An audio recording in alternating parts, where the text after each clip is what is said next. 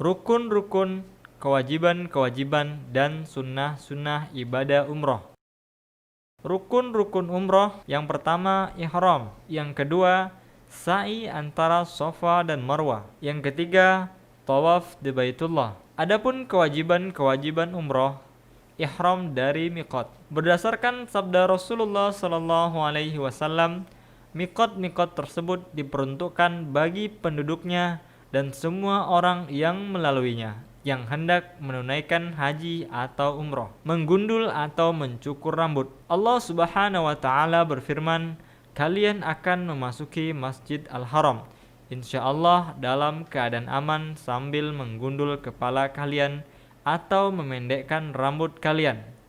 Al-Fat ayat 27. Sunnah-sunnah umroh adalah semua aktivitas selain rukun dan kewajiban umroh, yaitu yang pertama mandi dan memakai wewangian saat ihram. Yang kedua, berihram memakai 2 lembar kain putih, satu dijadikan selendang dan yang satu dijadikan sarung. Yang ketiga, melantunkan talbiyah sambil mengeraskan suara hingga melihat Ka'bah dan menyentuh Hajar Aswad. Yang keempat, al-ittiba pada saat tawaf, yaitu dengan menampakkan pundak sebelah kanan. Barang siapa yang meninggalkan salah satu rukun umroh, maka umrohnya tidak sah dan ia wajib mengulangi rukun yang ditinggalkannya. Barang siapa yang meninggalkan salah satu kewajiban haji, maka ia diharuskan membayar dam, yaitu menyembelih seekor kambing atau 1/7 sapi atau 1/7 onta. Barang siapa yang meninggalkan salah satu sunnah umroh,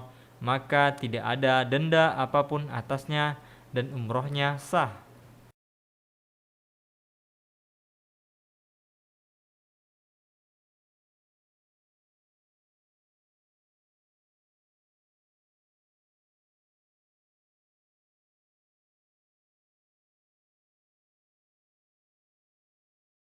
Fidyah dan hewan kurban.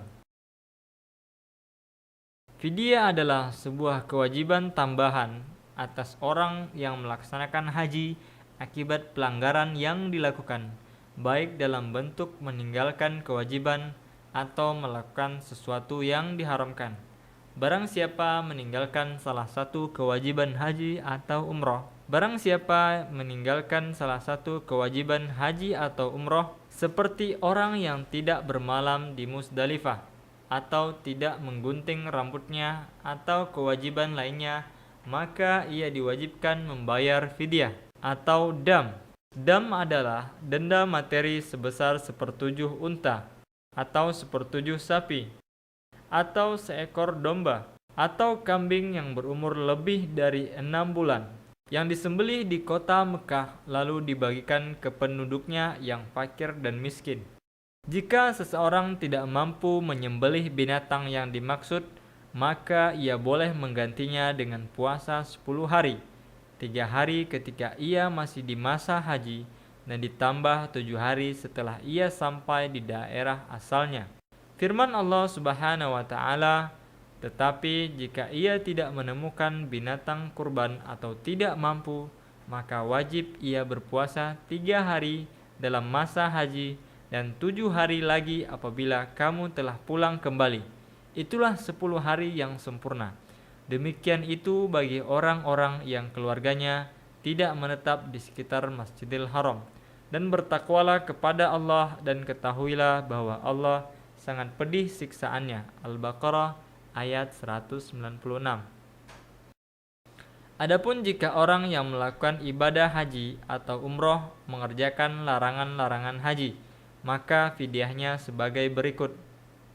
Kewajiban fidyah karena mengenakan pakaian berjahit, menutup kepala, memakai wewangian, mencukur rambut, dan memotong kuku adalah memilih salah satu dari A. Berpuasa selama 3 hari, B. Memberikan makan kepada 6 orang miskin, setiap orang mendapatkan setengah sa', C. Menyembelih kambing. Sabda Rasulullah sallallahu alaihi wasallam kepada Ka'ab bin Ujrah saat ia berihram, "Apakah itu kutu di kepalamu?" Ka'ab menjawab, "Iya." Beliau bersabda, Cukurlah rambutmu, kemudian sembelihlah seekor kambing sebagai hewan kurban, atau berpuasalah 3 hari, atau berilah makan 6 orang miskin. Namun bagi mereka yang melakukannya karena lupa, maka ia tidak dibebankan denda apapun.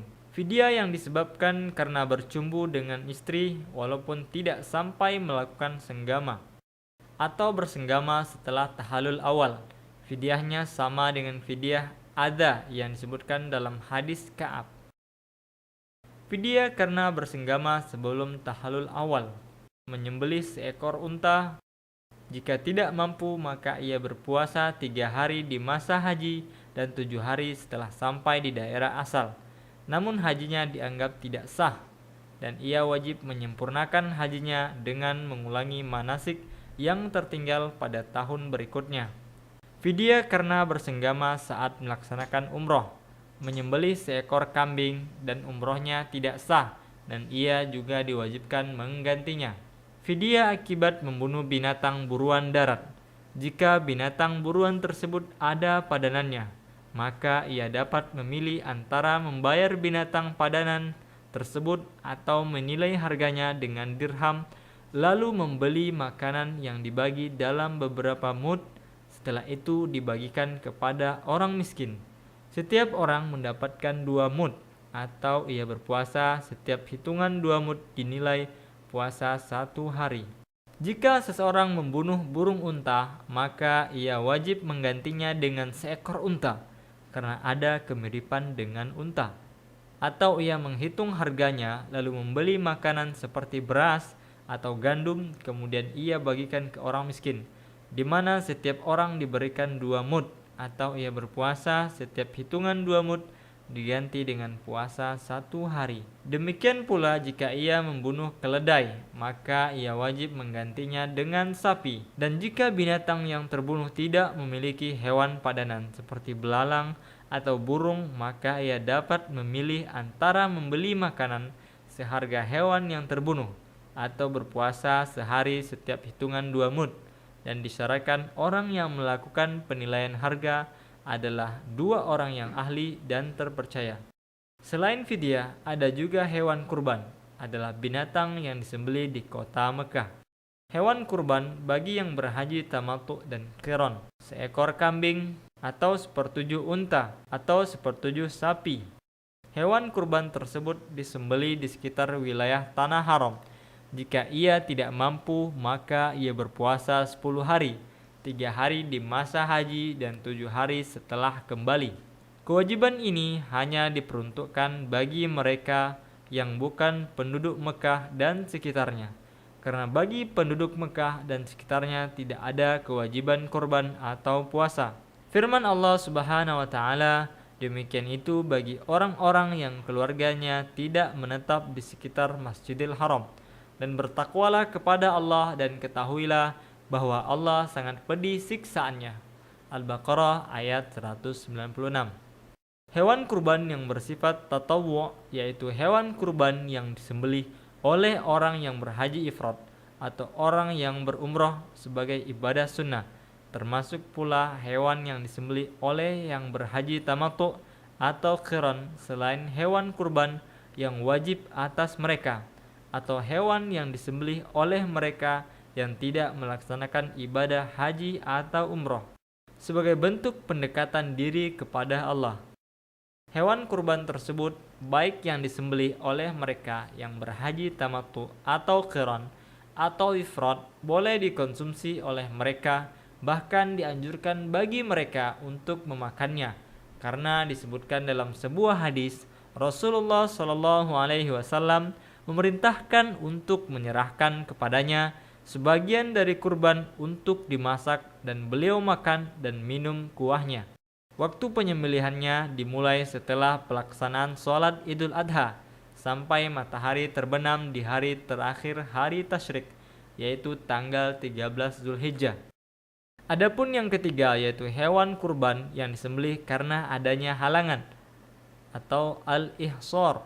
Al-ihsar adalah terhalangnya seseorang menyempurnakan ibadah haji atau umroh karena dikepung oleh musuh.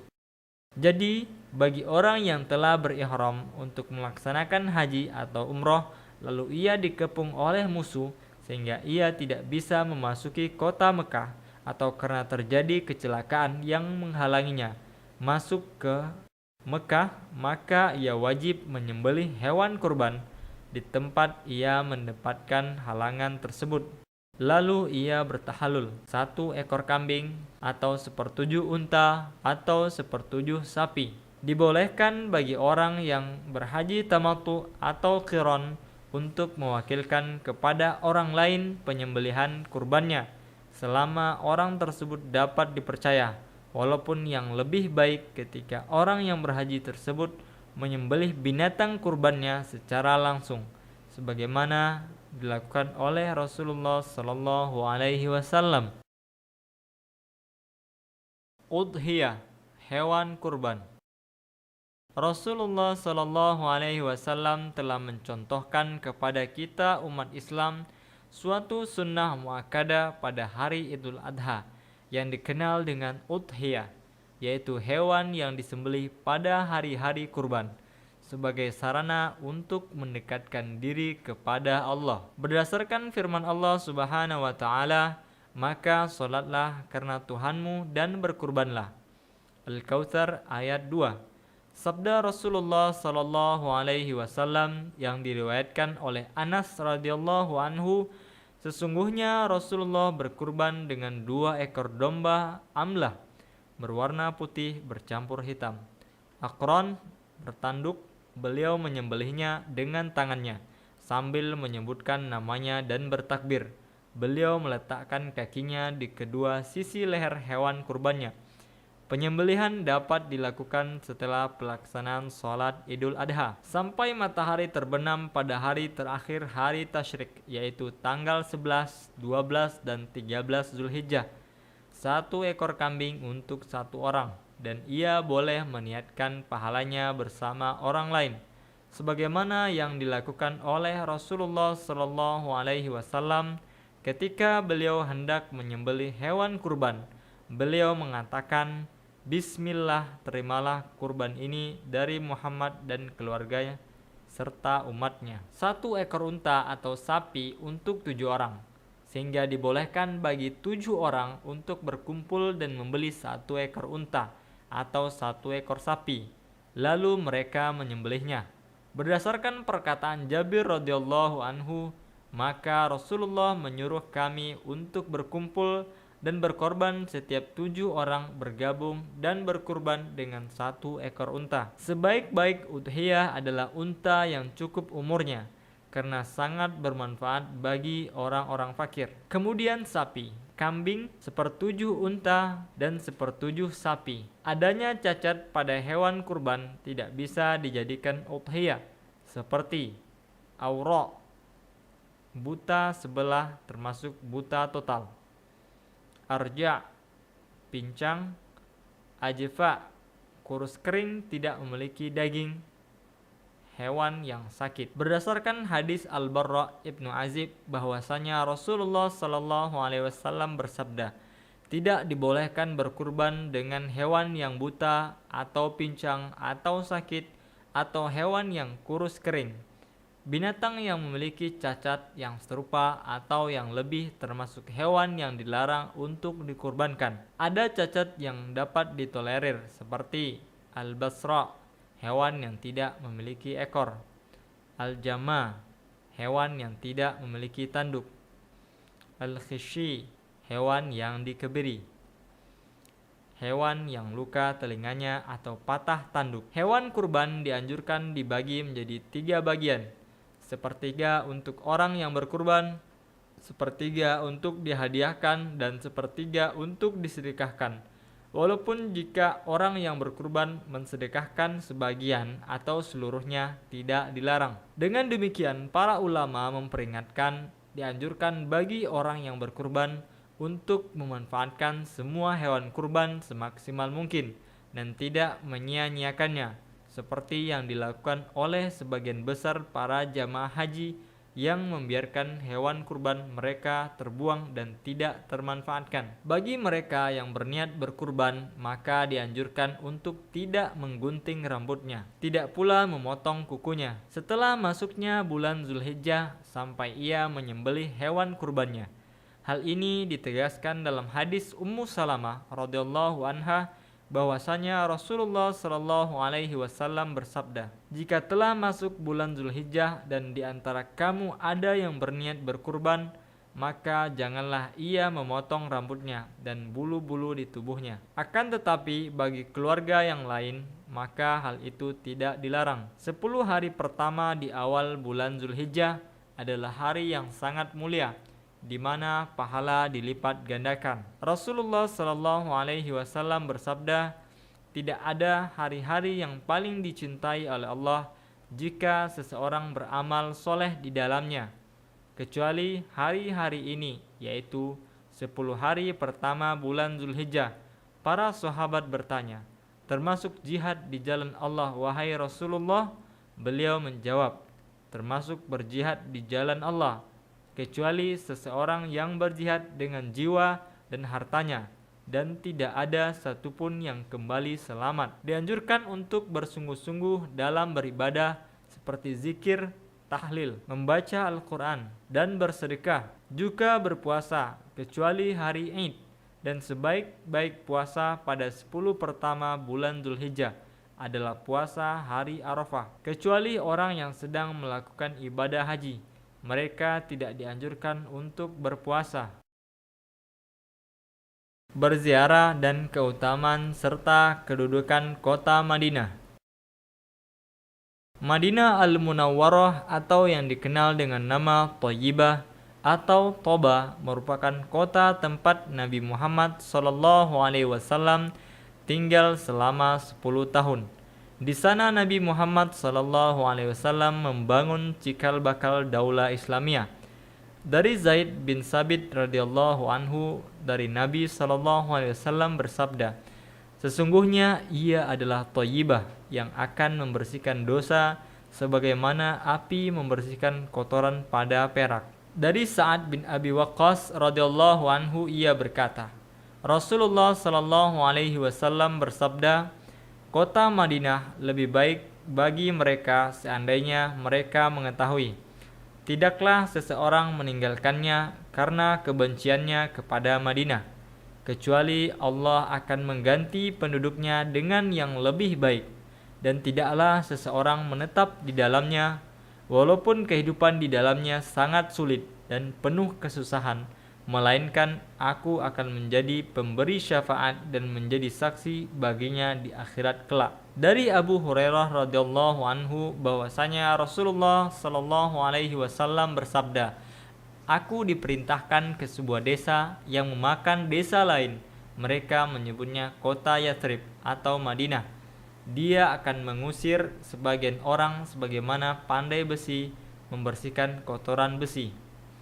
Rasulullah Shallallahu alaihi wasallam bersabda, "Kota Madinah adalah tanah haram, yaitu wilayah antara Gunung Air dan Gunung Saur. Barang siapa yang melakukan pelanggaran di dalamnya atau melindunginya, maka ia akan dilaknat oleh Allah, para malaikatnya, dan manusia seluruhnya." Dari Abdullah bin Zaid radhiyallahu anhu berkata, Rasulullah Shallallahu alaihi wasallam bersabda, "Sesungguhnya Ibrahim telah mengharamkan Mekah dan mendoakan kesejahteraan baginya, dan aku mengharamkan kota Madinah sebagaimana Ibrahim mengharamkan Mekah, dan aku mendoakan kesejahteraan bagi penduduknya sebagaimana Ibrahim mendoakan kesejahteraan penduduk Mekah." Hadis riwayat Al-Bukhari dan Muslim. Salat yang dikerjakan di kota Madinah pahalanya berlipat ganda. Sabda Rasulullah sallallahu alaihi wasallam, "Salat di masjidku ini setara dengan 1000 kali salat di tempat lain kecuali Masjid Al-Haram." Dari Abu Hurairah radhiyallahu anhu dari Nabi sallallahu alaihi wasallam bersabda, "Antara rumahku dan letak mimbarku ada taman surga, dan mimbarku ini persis di atas telagaku." Dari Anas bin Malik radhiyallahu anhu berkata, Rasulullah Shallallahu Alaihi Wasallam bersabda, ketika Dajjal hendak memasuki kota Madinah, ia mendapatkan para malaikat telah menjaganya, sehingga ia tidak akan dimasuki oleh penyakit ta'un dan tidak pula oleh Dajjal dengan izin Allah. Dari Anas bin Malik radhiyallahu anhu dari Nabi Shallallahu Alaihi Wasallam bersabda, ya Allah, limpahkanlah keberkahan ke kota Madinah 2 kali lipat dari keberkahan yang Engkau limpahkan ke kota Mekah. Berziarah ke Masjid Nabawi bukan sebuah syarat sahnya ibadah haji, tidak pula termasuk rukun atau kewajiban haji. Ia merupakan sesuatu yang disunahkan dan dapat dilakukan kapan saja. Akan tetapi, niat melakukan ziarah adalah untuk melaksanakan sholat di dalam Masjid Nabawi dan bukan untuk berziarah ke makam Rasulullah. Dari Abu Hurairah radhiyallahu anhu dari Nabi Shallallahu Alaihi Wasallam, ia bersabda, tidak boleh mengadakan perjalanan kecuali untuk berziarah ketika masjid, yaitu Masjidil Haram, Masjid Nabawi, dan Masjidil Aqsa. Hadis-hadis yang berbicara tentang menziarahi kuburan Nabi semuanya lemah berdasarkan kesepakatan ulama ahli hadis. Bahkan sebagian besarnya adalah hadis palsu. Tidak satupun hadis-hadis tersebut pernah diriwayatkan oleh para ulama hadis yang diakui dan tidak pula dijadikan sebagai dalil oleh para ulama. Jika seseorang telah sampai di masjid, dianjurkan untuk mendahulukan kaki kanannya sambil mengucapkan Allahumma ftahli abwaba rahmatik, ya Allah, bukakanlah pintu rahmatmu bagiku. Kemudian mendirikan sholat tahiyatul masjid 2 rakaat, dan kalau ia bisa melaksanakannya di raudhah, maka hal itu lebih diutamakan. Disunahkan untuk menengok makam Rasulullah Shallallahu Alaihi Wasallam dan makam kedua sahabatnya, yaitu Abu Bakar dan Umar bin Khattab radhiyallahu anhuma. Ia berdiri di samping makam Rasulullah dengan tenang dan mengucapkan sholawat kepadanya. Kemudian ia mengucapkan salam kepada Abu Bakar dan Umar bin Khattab. Disunahkan bagi yang berziarah ke Masjid Nabawi untuk melaksanakan sholat 5 waktu di Masjid Nabawi.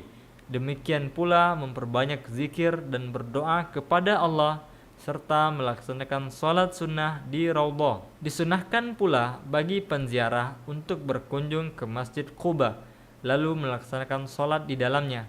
Dan jika ziarah ke Quba dilakukan pada hari Sabtu, maka hal itu lebih baik, seperti yang dicontohkan Rasulullah Shallallahu Alaihi Wasallam. Disunahkan pula bagi peziarah untuk mengunjungi pemakaman Baqi, tempat dimakamkannya para syuhada dan Hamzah, karena Rasulullah sering menziarahi Baqi lalu memohonkan ampun bagi penghuninya dengan mengucapkan Assalamualaikum ahlad diyari minal mu'minina wal muslimin wa inna insyaallahu bikum lalahiqun as'alullaha lana walakum al-afiyah.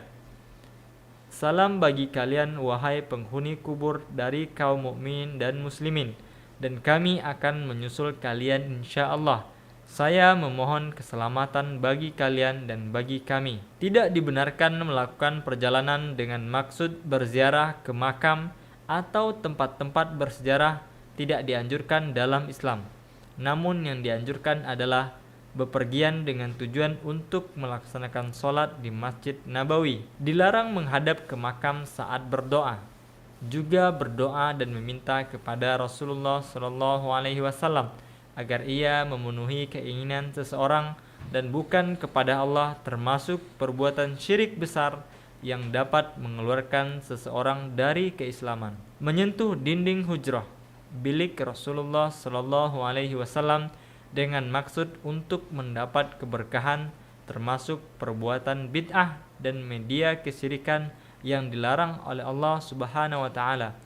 Juga tidak dibenarkan meninggikan suara di dekat makam Rasulullah atau berdiri lama atau mengulang-ulangi ucapan salam kepadanya atau bersedekap seperti sholat ketika memberikan salam kepadanya adalah perbuatan yang salah.